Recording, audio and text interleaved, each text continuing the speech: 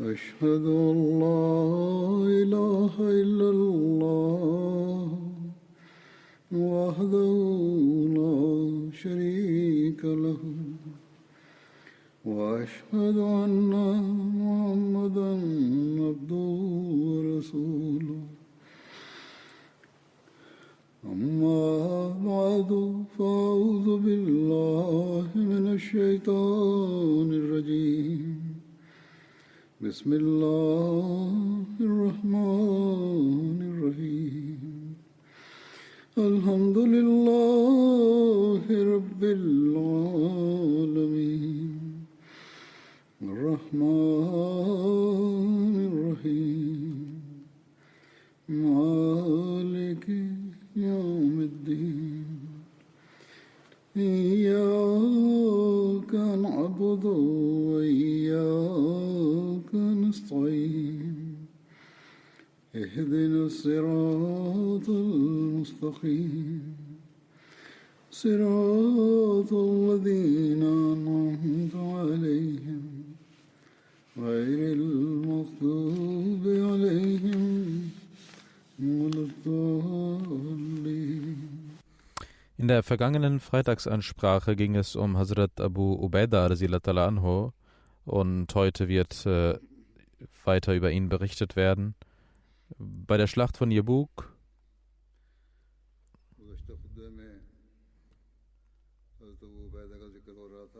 Jarmuk wird die Schlacht genannt, weil das ein Ort, ein Tal im Norden Syriens ist. Im Jahre 15 nach der Hijra gab es eine große Expedition in Jarmuk.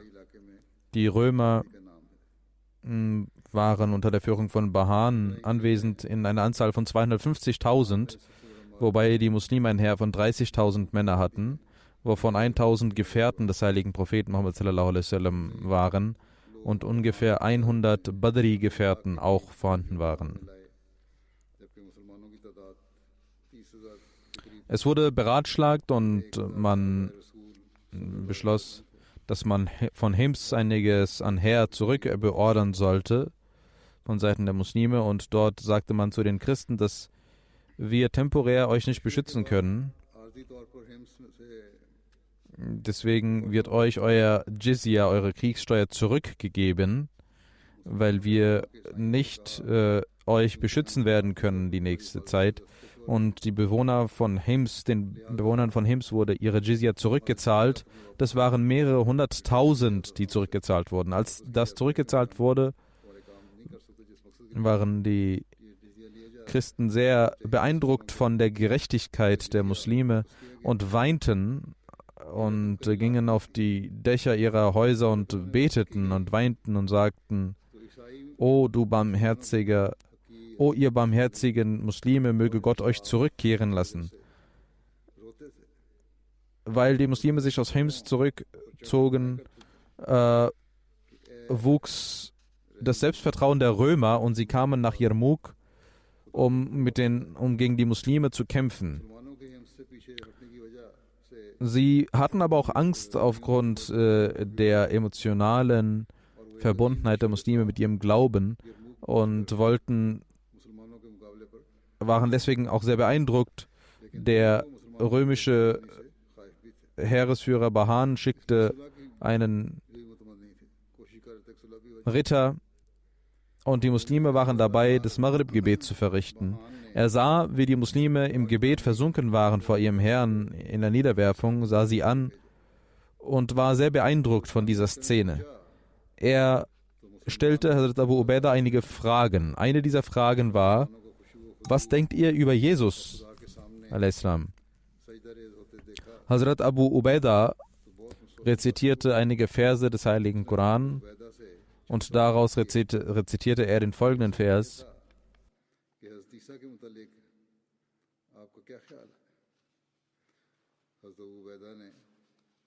Die Übersetzung dieses Verses lautet: O ihr Schriftbesitzer, ihr sollt gerecht sein, ihr sollt nichts sagen als die Wahrheit in Bezug auf den Herrn. Jesus ist der Prophet Allahs und sein Wort. was er Maria schickte, und er ist ein Geist von ihm. Deswegen sollt ihr an Gott, an Allah und an die Propheten glauben und nicht sagen, dass es 3 sind. Denn darin liegt Gutes für euch. Wahrlich, Allah ist der einzige Anbetungswürdige. Er ist rein von dem, was man ihn als Sohn beigesellt. Ihm gehört, was in den Himmeln ist und was auf Erden ist. Und er ist genügend als Vollstrecker.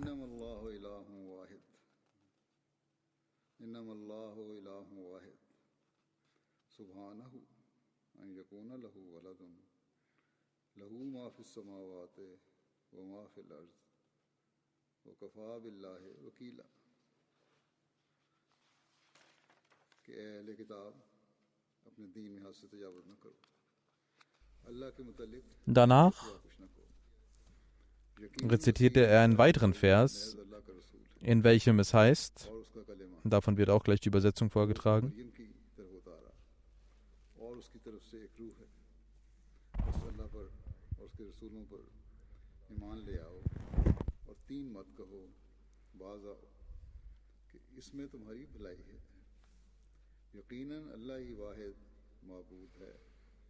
Der Messias wird es nicht verübeln, dass er ein Mensch Allahs ist, noch werden es die Engel übel nehmen, dass er ein Mensch Allahs ist. Georg, welcher der Ritter war, hörte diese Lehre des heiligen Koran und war beeindruckt und sagte: Wahrlich, das ist genau die Person Jesu und euer Prophet ist wahrhaftig, und er nahm den Islam an.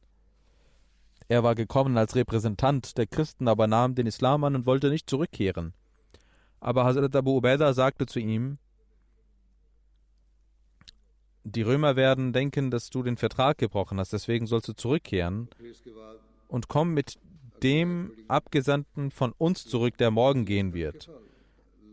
Abu Ubaidah schickte ihm die Einladung zum Islam und zeigte ihm die Brüderlichkeit und die hohen moralischen Werte. Hazrat Khalid ging am nächsten Tag zu den Römern ohne Erfolg.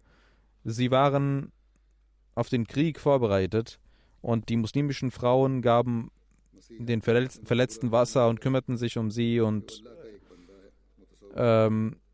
spornten sie an. Darunter war auch Asma bint Abu Bakr, Hind bint Utbah, die Frau von Abu Sufyan, und war während des Sieges von Mekka zum Islam konvertiert. Und auch andere Frauen waren dabei.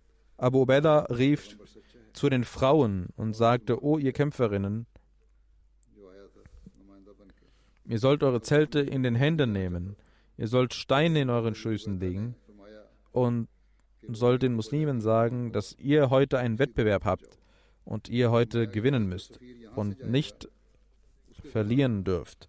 Wenn ihr seht, dass wir erfolgreich sind, dann bleibt dort. Wenn ihr aber seht, dass die Muslime zurückkehren, dann schlagt sie auf ihr Gesicht und schickt sie zurück auf das Schlachtfeld und zeigt die Kinder und sagt: Geht für eure Familien und für den Islam und gebt euer Leben dahin.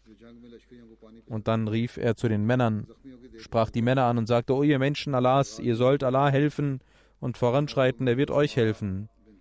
Er wird euch Standhaftigkeit gewähren. O ihr Menschen Allahs, ihr sollt geduldig sein, denn durch Geduld könnt ihr den Unglauben besiegen und Gottes Wohlgefallen erlangen und eure Schmach, euch von Schmach retten. Ihr sollt nicht mit dem Kampf beginnen, ihr sollt eure Speere bereithalten, ihr sollt eure Waffen bereithalten und ihr sollt eure Zungen mit dem Gottesgedenken füllen, damit Allah seine Absicht erfüllt. Ihnen wurde also befohlen, nicht mit dem Kampf zu beginnen, aber wenn der Kampf beginnt, sollt ihr nicht schwach werden. Die Feinde hatten ein goldenes Kreuz aufgebaut und sie waren bewaffnet und hatten Rüstungen an von oben bis unten. Sie hatten auch Ketten in ihren Füßen, weil sie nicht zurückkehren wollten. Sie sagten, wir wollen töten oder getötet werden.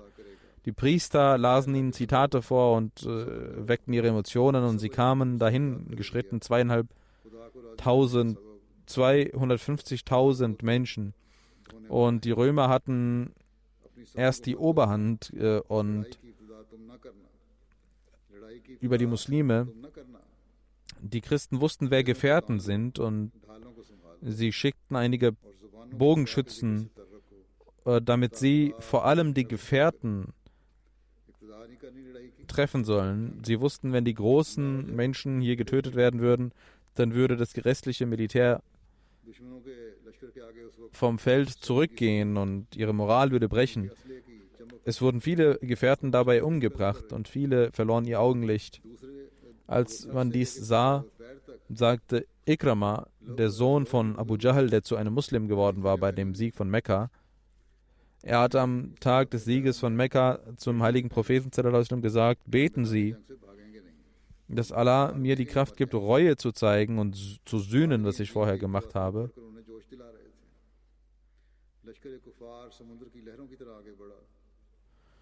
Er nahm einige Freunde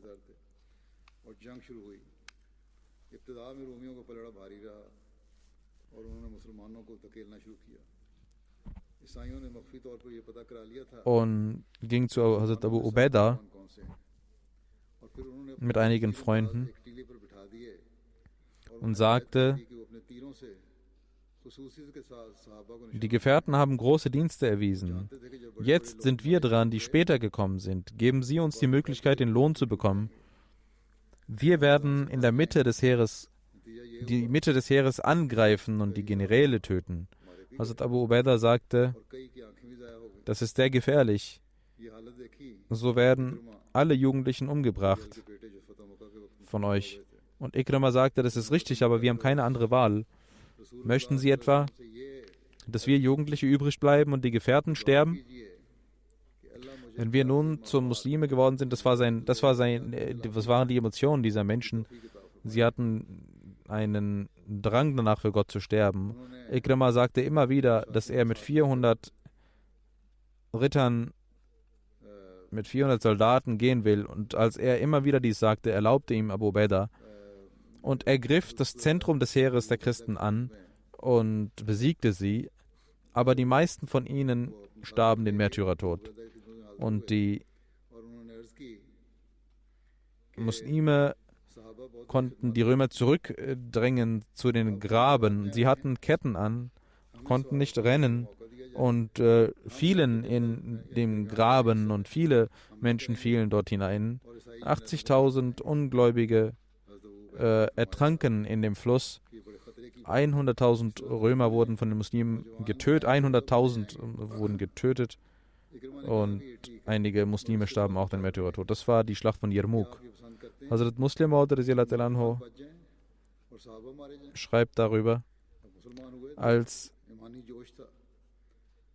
die Schlacht zu Ende war, hatten Muslime und vor allem suchten sie Ikrama und seine Freunde und sie sahen, dass 12 sehr stark verwundet sind. Einer darunter war auch Ikrama. Ein muslimischer Soldat ging zu ihnen und sah Ikrama und sagte, oh Ikrama, ich habe Wasser. Nimm etwas Wasser. Ikrama schaute sich um und sah einen anderen Gefährten, den Sohn von Hazrat Abbas, Hazrat Fazl, der verwundet lag. Ikrama sagte zu dem Muslim, ich kann es nicht aushalten, wenn ich Wasser trinke und nicht diejenigen, die dem heiligen Propheten damals halfen, als ich der Feind war, und dass sie verdursten und ich Wasser bekomme. Das war die Opferbereitschaft, die die Menschen dort damals hatten. Und er sagte, gib erst Fazl bin Abbas das Wasser. Wenn etwas übrig bleibt, dann kannst du es mir geben. Der Muslim ging zu Hazrat Fazl. Er zeigte zum nächsten Verwundeten und sagte, gib ihm Wasser. Er braucht es viel mehr als ich. Er ging zum dritten Verwundeten und er leitete ihn noch weiter zu einem vierten und sagte, gib ihm Wasser. So ging er weiter und wurde immer weiter geschickt und niemand wollte Wasser trinken. Als er zum letzten Verwundeten kam, war er schon verstorben und ging zurück, bis er zu Ikrima gelangte, aber alle waren schon gestorben.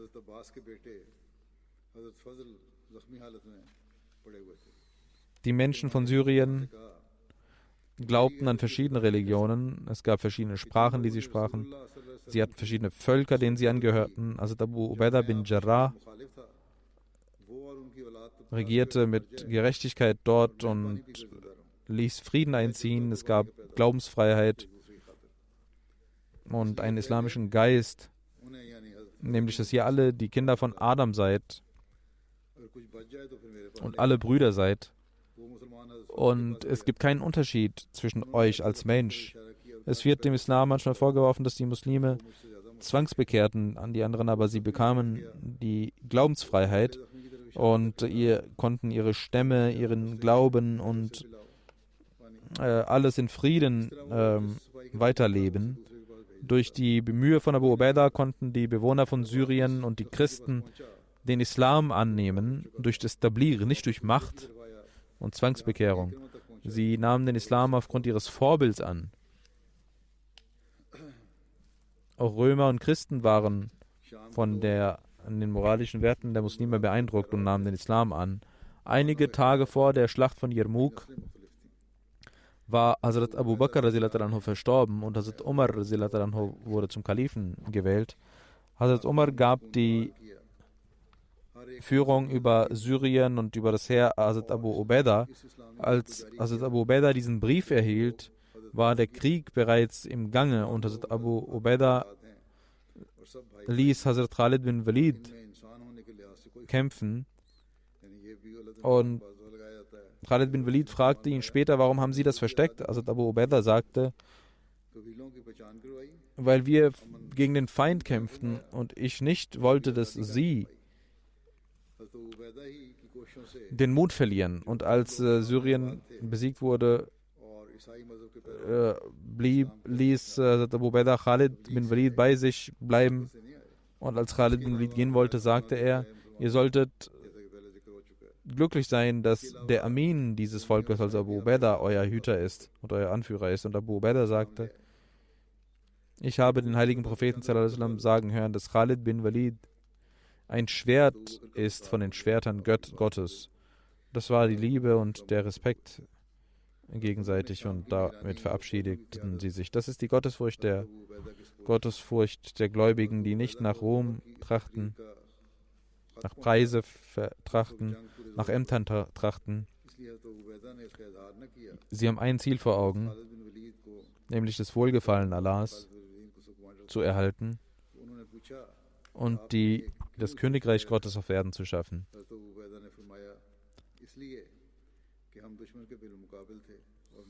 Das sind für uns unsere Vorbilder. Und jeder Amtsinhaber und jeder Ahmadi sollte dies vor Augen haben.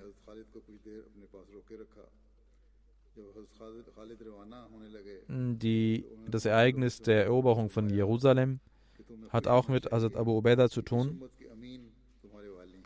Hazrat Amr bin As, unter seiner Führung ging das islamische Heer nach Palästina. Als er die Städte von Palästina besiegte und in Jerusalem ankam, kam auch das Heer von Hazrat Abu Ubaidah dort an. Die Christen waren umzingelt und wollten Frieden schließen, aber ihre Bedingung war, dass Hazrat Umar selbst kommen soll und den Vertrag unterschreiben soll. Abu Ubaidah ließ dies Hazrat Umar mitteilen. Hazrat Umar ließ Hazrat Ali zum Amir ernennen hinter sich und ging im Jahr 16 nach der Hijra Rabiul Awwal von Medina los und ging nach Jabia bei Damaskus. Dort empfingen ihn die Führer und er sagte, wo ist mein Bruder? Die Menschen fragten, O Amirul Mu'minin, wen meinen Sie? Hazrat Umar sagte, ich meine Abu Ubaidah. Man sagte, er wird gleich kommen und Abu Ubaidah kam auf einer Kamelstute und sagte Salam und fragte, wie es Hazrat Umar ging. Hazrat Umar sagte allen, dass sie gehen sollen und ging mit Hazrat Abu Ubaidah zu seiner Unterkunft.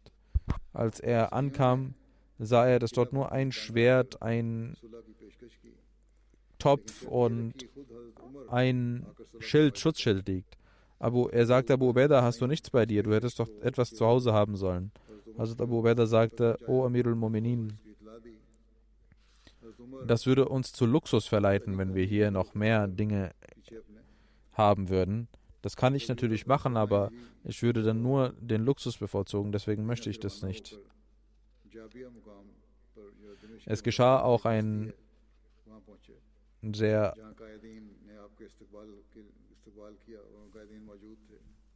schönes Ereignis. Also Bilal pflegte nicht das Asan zu rufen nach dem Tod des heiligen Propheten. Einmal, als Zeit zum Gebet war, sagten die Menschen zu Hazrat Umar, bitte sagen Sie Bilal, dass er das Asan rufen soll. Hazrat Umar tat dies und Hazrat Bilal rief den Asan aus und alle hatten Tränen in den Augen. Und Hazrat Umar weinte am meisten, denn dieser Asan erinnerte ihn an den heiligen Propheten sallallahu alaihi wasallam. Über diesen letzten Versuch der Römer heißt es, dass im Jahre 17 nach der Hijra die Römer ein letztes Mal versuchten, Syrien zurückzuerobern und in Südsyrien und Irak und Armenien baten die Iraner Heraklius darum, dass er ihnen helfen soll und gaben ihm 30.000 Männer.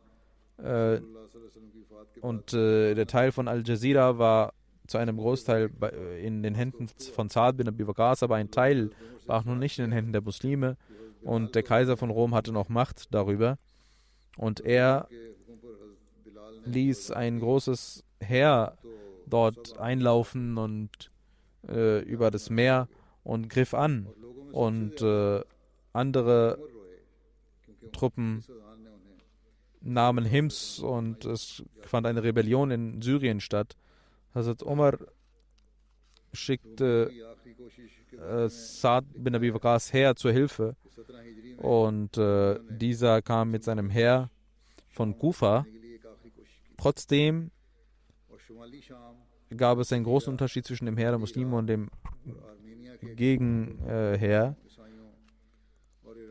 Hazrat Abu Ubaidah sprach die Muslime an und sagte, O ihr Muslime, wer heute standhaft bleibt und lebendig bleibt, der wird einiges bekommen und wer getötet wird, der wird den Märtyrertod bekommen. Und ich bezeuge, dass der heilige Prophet sallallahu alaihi wasallam gesagt hat, wer in einem Zustand stirbt, dass er kein Götzendiener ist, wird er ins Paradies eintreten. Und es gab eine Schlacht. Die Römer konnten nicht standhalten und sie kehrten zurück. 10 Meilen von Sisa gibt es ein Tal, wo sie zurückkehrten und niemals hatte dann danach der Kaiser den Mut, Syrien anzugreifen. Und dann gibt es dort einen anderen Ort, wenn man in Richtung Jerusalem fährt, Taun am Was, weil hier eine Pest begann, wird dieser Ort so genannt.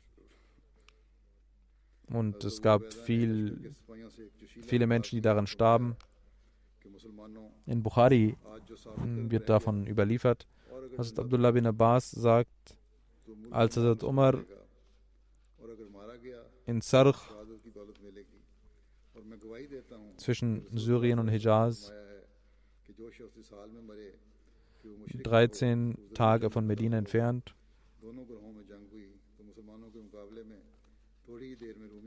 vielleicht 1000 Meilen. Dort kam er an und traf Abu Ubaidah und seine Freunde. Sie sagten zu Hazrat Umar, dass eine Pest in Syrien ausgebrochen sei. Und Hazrat Umar ließ einige Auswanderer kommen und er beriet sich mit ihnen und die Auswanderer hatten widersprüchliche Meinungen. Einige sagten, dass man nicht zurückkehren sollte und andere sagten, die sind Gefährten des heiligen Propheten dabei, wir dürfen sie nicht in die Pest hineinbewegen. Hazrat Umar ließ die Auswanderer kommen, ließ die Auswanderer gehen und holte die Ansar und beriet sich bei ihnen. Und die Ansar hatten auch widersprüchliche Meinungen. Hazrat Umar schickte die Ansar zurück und sagte, es sollen die Alten der Quraysh kommen, die während der Zeit des Sieges des Islam da waren.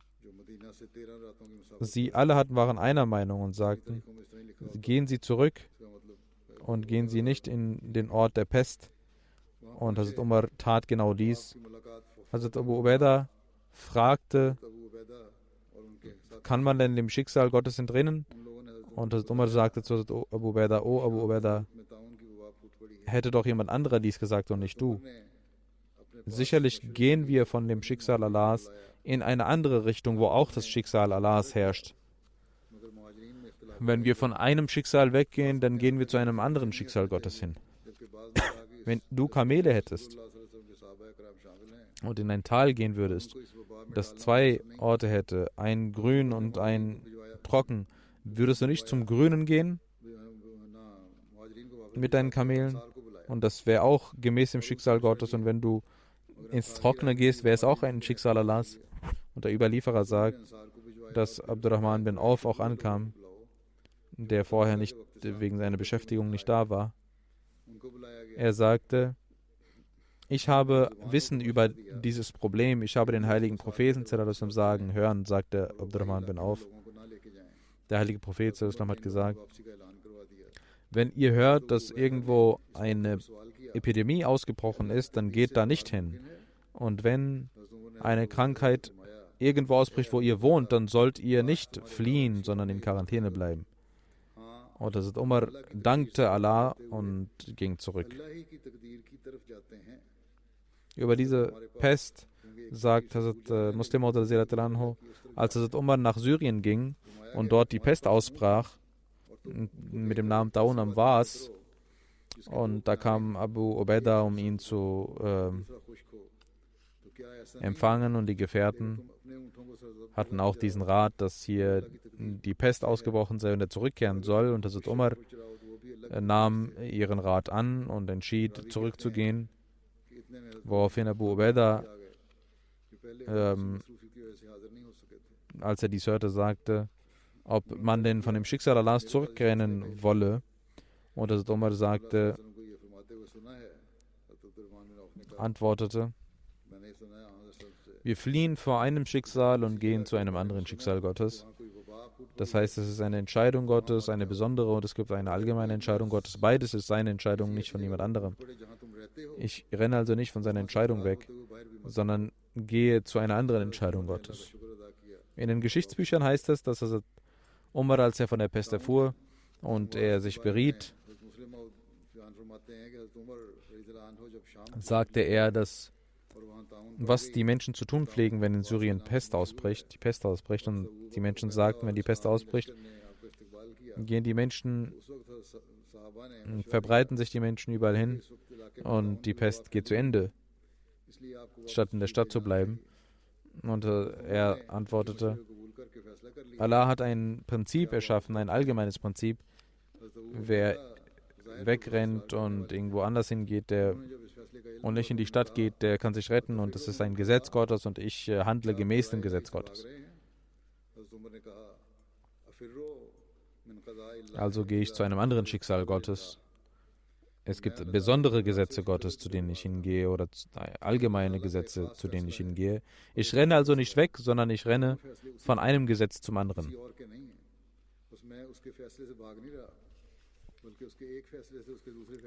Hazrat Umar kam nach Medina zurück, aber war besorgt aufgrund der Pest, und einmal schickte er Abu Ubaidah einen Brief und sagte, ich habe eine wichtige Angelegenheit. Komm sofort zurück nach Medina, wenn du den Brief erhältst. Wenn du den nachts erhältst, sollst du sofort aufbrechen. Wenn du morgens den Brief erhältst, sollst du auch sofort aufbrechen. Abu Ubaidah las den Brief und sagte, Ich kenne das Bedürfnis von Amirul Mu'minin. Möge Allah Umar Barmherzigkeit erweisen. Er will das beschützen, was nicht zu beschützen ist. Er verstand, was er wollte und antwortete: O Amirul Mu'minin, ich verstehe Ihre Absicht. Holen Sie mich nicht zurück, lassen Sie mich hier. Ich bin einer der Kämpfer der Muslime und all das wird passieren, was Gott wünscht. Ich kann nicht von dem Herr weggehen. Als Umar diesen Brief las, fing er an zu weinen und dort saßen auch andere Menschen. Und sie fragten: O Amirul Mu'minin, ist Abu Ubaidah gestorben? Er sagte: Nein, aber bald wird er wahrscheinlich sterben. Und Umar schrieb Abu Ubaidah: Hol die Muslime zurück und ging zu einem gesunden Ort. Wenn ein Muslim an Pest verstarb, weinte Abu Ubaidah und wollte den Märtyrertod sterben. Und in einer Überlieferung heißt es, dass er betete: O Allah, kann nicht Abu Ubaidas Nachfolgeschaft in den Märtyrertod sterben? Und Abu Ubaidah sah einmal, dass er eine Wunde hatte und er sagte: Ich hoffe, dass Gott dies segnet und es wächst, diese Wunde. Baz bin Sadir sagt, als Abu Ubaidah an der Pest litt, ging ich zu ihm und Abu Ubaidah sagte zu mir: Ich habe den heiligen Propheten sagen hören, wer an der Pest stirbt, ist ein Märtyrer. Wer an einem Krankheit stirbt, ist ein Märtyrer. Und wer ertrinkt, ist ein Märtyrer. Und wer von einem Dach fällt, ist ein Märtyrer. Als also Abu Ubaidah im Sterben lag, sagte er: O ihr Menschen, ich hinterlasse folgendes Testament. Wenn ihr das annehmt, werdet ihr im Vorteil sein. Und das Testament ist, ihr sollt das Gebet verrichten, die Zakat zahlen, die Fastentage im Ramzan vollbringen, die Sadqa zahlen, Hajj machen, Umrah machen. Ihr sollt euch Gutes tun. Ihr sollt eure Anführer nicht betrügen. Die Frauen sollen euch nicht darauf aufhalten, eure Pflicht zu tun. Auch wenn die Menschen 1000 Jahre übrig bleiben, werden sie eines Tages vergehen, so wie ich vergehe und sterbe. Allah hat für die Söhne Adams den Tod vorhergesehen. Jeder wird sterben. Und jener ist schlau, der auf den Tod vorbereitet ist. Gib mein Salam an Amirul Mu'minin und sage: Ich habe alle meine Treue erfüllt und Verträge gewahrt. Und Abu Ubaidah sagte: Begrab mich hier gemäß meinem Wunsch. Und in Jordanien wurde er in Besan begraben, wo sein Grab liegt. Gemäß anderen Überlieferungen wurde Abu Ubaidah bin Jarrah von Jabir nach Baitul Maqdas nach Jerusalem ging er und unterwegs verstarb er. Gemäß einer anderen Überlieferung verstarb er in Fihl in Syrien und sein Grab befindet sich in Besan. Abu Ubaidah hatte Muaz bin Jabal zu seinem Stellvertreter ernannt. Als Abu Ubaidah starb, sagte Muaz zu den Menschen: O ihr Menschen, heute ist jemand von uns gegangen, der das reinste Herz hatte, der kein Groll hatte, der die Menschen liebte. Ich habe keinen Menschen gesehen, der so sehr die Menschen liebte. Betet, dass Allah ihm gegenüber Barmherzigkeit erweist. Also Abu Ubaidah bin Jarrah verstarb im Jahr 18 nach der Hijra und war 58 Jahre alt. Einmal gab Hazrat Umar 4000 Dirham und 400 Dinar an Abu Ubaidah und sagte: Schau, was er damit machen wird. Und als der Mensch ihm dieses Geld überbrachte,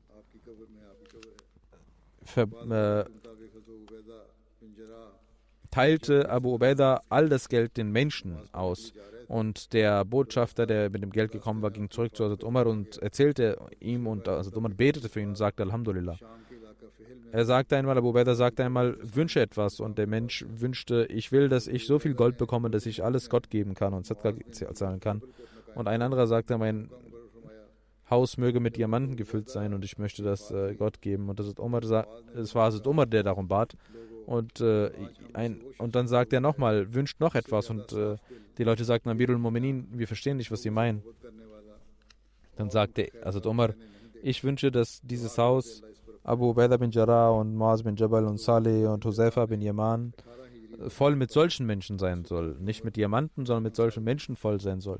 Das sind glückselige Menschen gewesen, die sowohl auf der Welt Allahs Wohlgefallen bekommen haben, als auch im Jenseits Allahs Wohlgefallen bekommen werden. Damit endet dieses Ereignis. Ich werde einige Janazas verrichten. Unser Shahid, der in den letzten Tagen verstorben ist, Professor Dr. Naimuddin Khattak Sahib, Sohn von Fazluddin Khattak Sahib von Zila Peshawar. Am 5. Oktober um 13:30 Uhr wurde er von Gegnern erschossen und verstarb den Märtyrertod in Allahi wa Ilahi Rajiun. Er war im Imperial Science College tätig und dort ging er um ungefähr 13:30 Uhr nach Hause, als zwei Motorradfahrer kamen und ihn sofort erschossen. Inna lillahi wa inna ilaihi rajiun.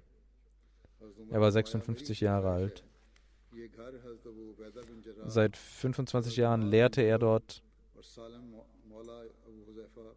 Er hatte MPhil in der Quaid-e-Azam-Universität gemacht und danach durch ein Stipendium ging er nach China und hat in Microbiology PhD gemacht und dann in Islamia University in Peshawar hat er gelehrt und an verschiedenen Universitäten. Es gibt ein Panel für die Doktoranden. Dort war er auch Mitglied. Er hat in verschiedenen pakistanischen Bildungsabteilungen gearbeitet, vom Ministerium für Bildung. Die Ahmadiyyat kam in seiner Familie durch seinen Großvater Laknuddin Sahib Khattak von Garak.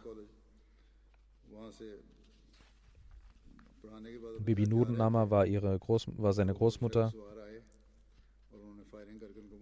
Sein Vater war Sher Zaman, ein Gefährte des Feisten Messias al-Islam, also der Urgroßvater von ihm, war ein Gefährte des Feisten Messias al-Islam, hatte auch einen Anzug bekommen vom Feisten Messias al-Islam, der in der Familie ist, als Tabarruk. Sein Vater, Fazluddin Sahib, war Arzt und Deputy Director in einem Institut. Er war auch ein Poet. Seine Mutter, Abu Batur Rahman Sahib, Deputy Director von einer Bildungsinstitution. Und die Familie musste jahrelang Feindschaft durchmachen. Sein Schwiegervater wurde entführt 2019 und ist bis heute nicht zurückgekommen. Er war ein ganz besonderer Mensch, der Shahid, hat der Jamaat gedient. Er war sehr gebildet, aber gab auch einfachste Dienste der Jamaat, wie Sicherheitsdienst und so weiter. War ein sehr gastfreundlicher Mensch, der Menschen half und sehr barmherzig zu allen, kümmerte sich um die Bildung und der Ahmadi Kinder. Auch seinen eigenen Kindern gab er gute Bildung. Seine Ehefrau Sadia Bushra Sahib hat gesagt, dass der Shahid eine Woche vor dem Märtyrertod nach Rabwa kam und zum Bashti Maqbara ging und sagte, mögen wir doch hier Platz bekommen, aber Allah erfüllte ihm diesen Wunsch, indem er in Rabwa begraben wurde. Sein Schwager ist Dr. Munir Ahmed Khan von Tahir Heart Institute und er sagt genau das Gleiche.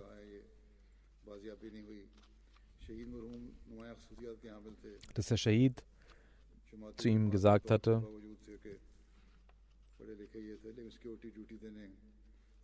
dass es einen Gegner, einen Feind gibt, der zum Mord gegen sie aufruft. Er hat seine Bilder von ihm gemacht und Banner verteilt und zum Mord aufgerufen.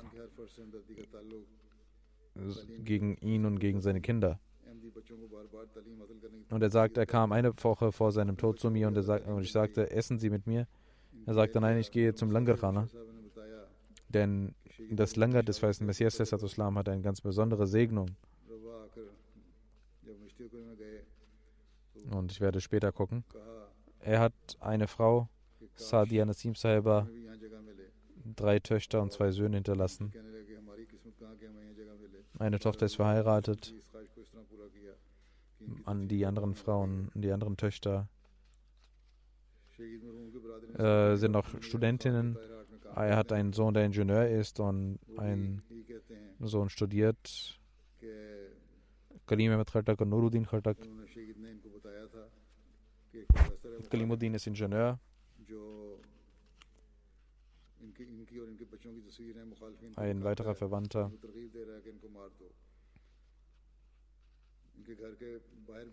Naveed Ahmed Sahib ist Amir Jamaat Peshawar, der auch sein Schwager ist. Möge Allah ihm vergeben und auch der Familie Geduld geben. Das zweite Janaza ist von Azizem Usama Sadiq, Jama Ahmadiyya Deutschland, Sohn von Muhammad Sadiq Sahib. Er ist im Rhein ertrunken in Deutschland. Inna lillahi wa inna ilaihi raji'un. Er war 20 Jahre alt. Er war von Chakskandar, Gujarat. Er war der Jüngste unter den Geschwistern. 5 Schwestern und einen Bruder hat er.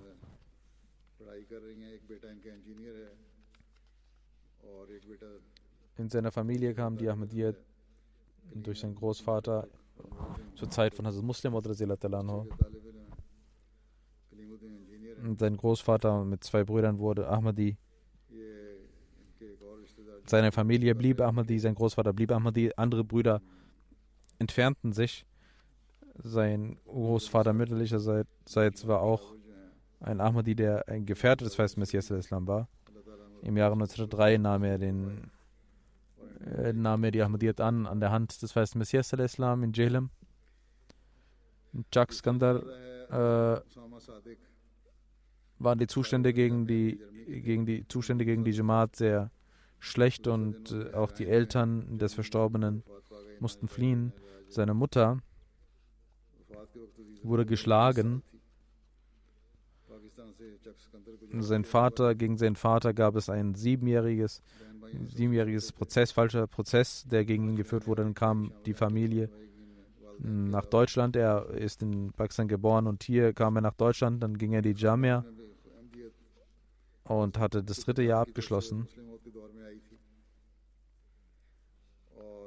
Es war ein Schicksal, Vorherbestimmung Gottes, dass er ihn zu sich ruft.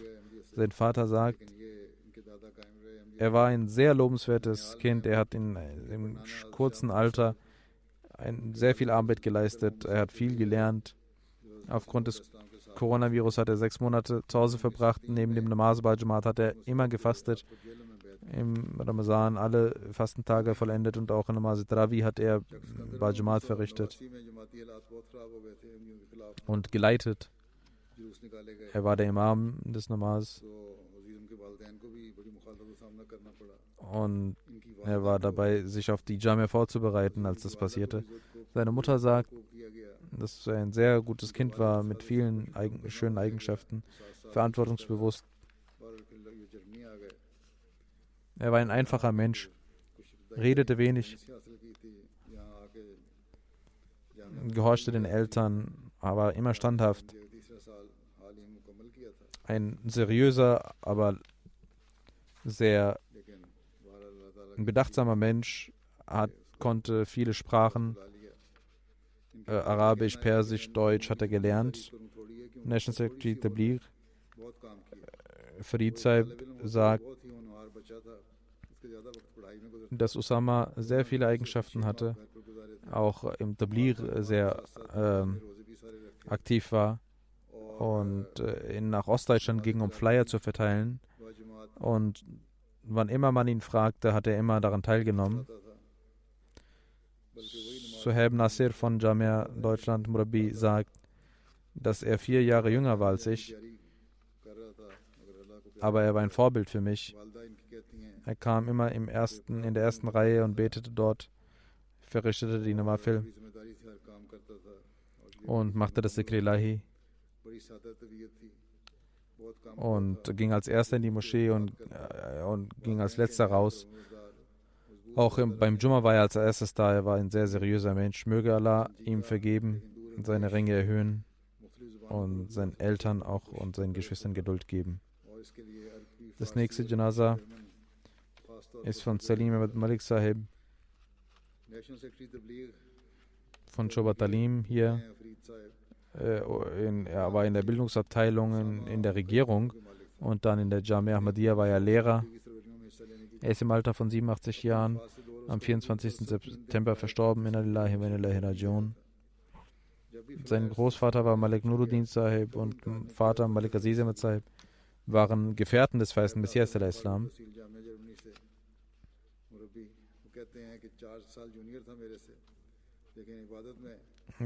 Über seinen Vater wird berichtet, dass einmal bei ihm zu Hause aufgrund einer Krankheit viele Menschen kamen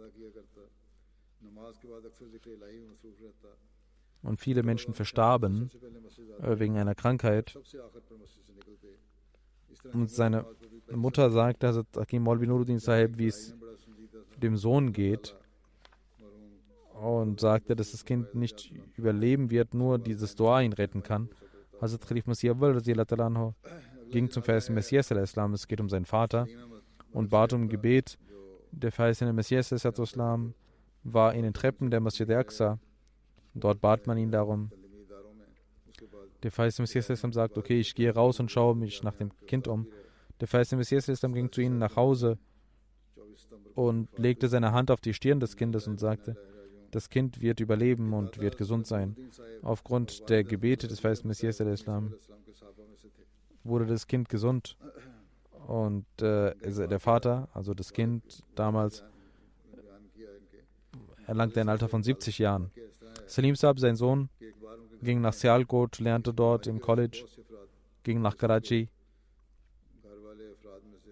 lernte in den Wissenschaften und kam nach Großbritannien an der Uni, hatte Chemie gelernt und hatte Chemie gelehrt und hat in der Jamaat in verschiedenen Abteilungen gearbeitet. Er war National Secretary Talim und Tarbiyat. Lange Zeit war er Secretary Mure Kharja. Er hat in verschiedenen Abteilungen gearbeitet. In der Human Rights Committee, im Komitee hat er gearbeitet. Zweimal ging er nach Pakistan, um dort zu berichten. Er hat in den verschiedenen internationalen Ausstellungen gearbeitet. 1992 organisierte er einen Stand für die Jamaat in Großbritannien und Spanien.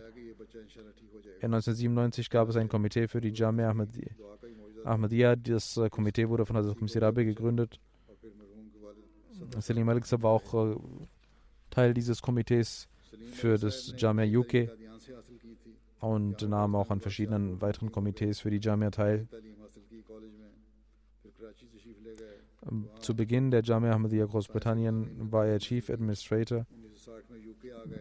Bis 2005, 13. November 2005, ging er dieser Verantwortung nach.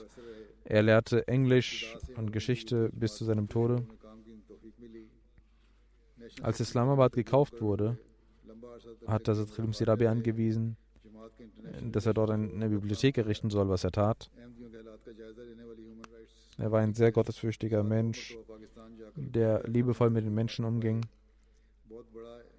zum Islam einlud, das Khilafat liebte, aufrichtig war. Er hat eine Frau und 3 Töchter und viele Enkelkinder hinterlassen. Abdul Wahab, sein Neffe, sagt, als er 1960 nach England kam, nach London kam, hatte sein Vater Malik Aziz Ahmad Sahib hatte ihm gesagt, er war krank. Er hatte seinem Sohn gesagt, erstens, immer mit der Jamaat in Verbindung bleiben. Du gehst jetzt ins Ausland, du sollst mit der Jamaat in Verbindung bleiben. Zweitens, deine Chanda immer pünktlich zahlen. Auch das ist wichtig für deine Erziehung. Nummer 3, wenn jemand um Hilfe bittet, niemals zurückkehren, sondern ihm helfen. Und er sagt, ich gehorchte meinen Eltern. Sein Neffe sagt,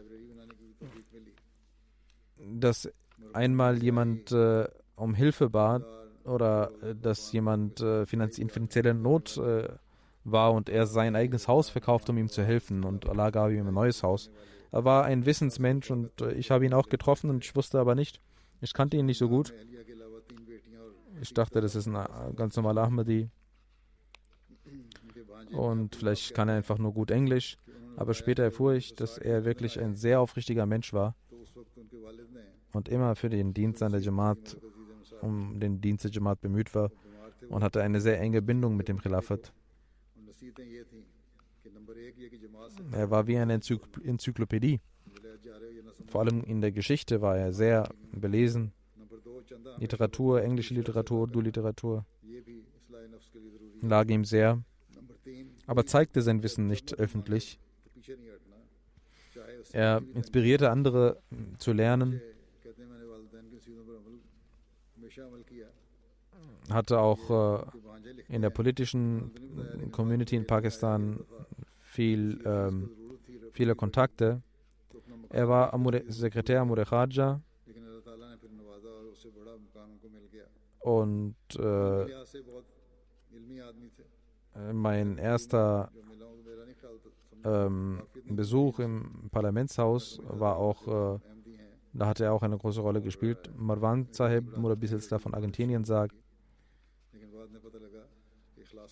dass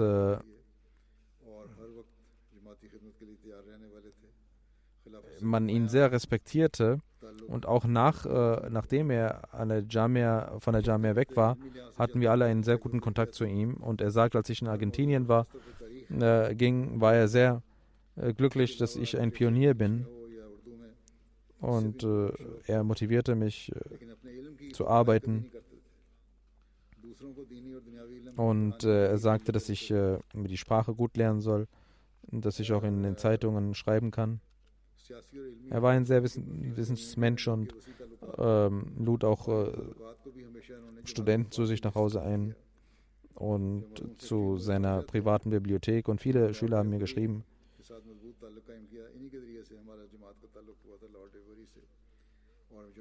Und er gab ihnen manchmal Geschenke aus der Bibliothek.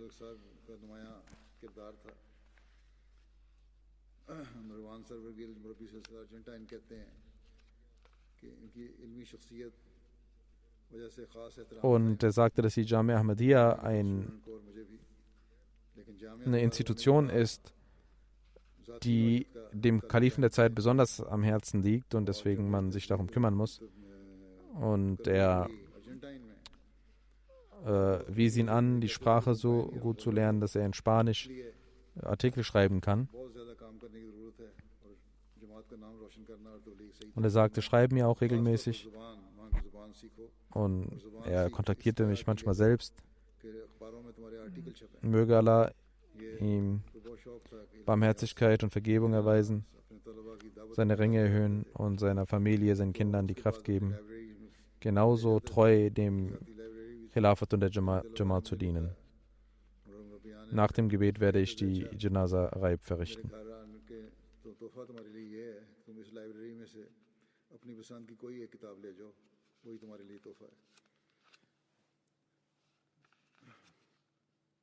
और हमेशा ये कहते थे कि जामिया अहमदिया एक गैर मामूली इदारा है जिससे खलीफत मसीह को बहुत तवक्कुआत हैं, इसलिए इस इदारा से वाबस्ता वाक़ई ज़िंदगी को गैर मामूली इल्मी मयार हासिल करना चाहिए। फिर लिखते हैं मरवान साहब के अर्जेंटाइन रवानगी से कबल नसीहत फरमाई ख़ास तौर पर कि ऐसा अबूर हासिल करना ज़ुबान पे कि जैसे पहले मैंने बयान किया कि स्पेनिश ज़ुबान में तुम्हारे मज़ामीन छपें। और कहते हैं ये भी मुझे कहा कि मुझे लिखते रहा करना ख़त, कभी मेरे से सुस्ती हो जाती तो फिर मुझे खुद ही रब्ता करते और ख़त लिखने का कहते। अल्लाह ताला मरहूम से मग़फ़िरत और रहम का सलूक फरमाए और इनके लवाहिकीन को, इनके बच्चों को, इनकी नस्लों को भी इसी तरह वफ़ा के साथ खिलाफत और जमात से ताल्लुक़ रखने की तौफ़ीक़ अता फरमाए। नमाज के बाद उनका जनाजा गायब पढ़ाऊँगा।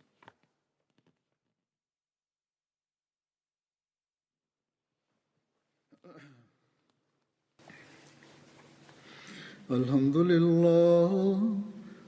لله نحمده ونستعينه ونستغفره ونؤمن به ونتوكل عليه ونعوذ بالله من شرور أنفسنا ومن سيئات أعمالنا من يهده الله فلا مضل له ومن يضلل فلا هادي له ونشهد أن لا إله إلا الله ونشهد أن محمدا عبده ورسوله عباد الله رحمكم الله إن الله يأمر بالعدل والإحسان وإيتاء ذي القربى وينهى عن الفحشاء